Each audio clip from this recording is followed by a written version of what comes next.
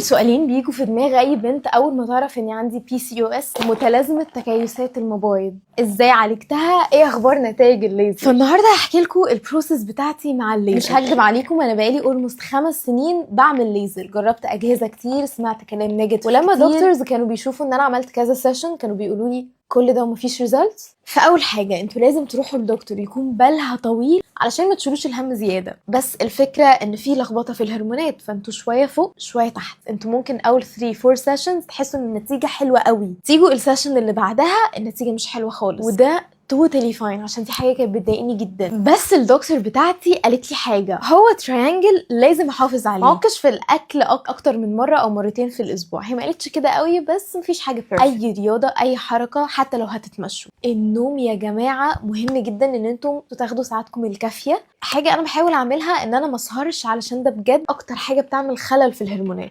انا لما باجي ابص على تعب البدايات بحس قد ايه فعلا هي دلوقتي worth it. يعني الحمد لله اللي بيطلع دلوقتي بيبي هير، ولو حصل لخبطه الشعر اللي بيطلع بيبقى بنسبه 25%، وده بالنسبه لل100% ولا حاجه.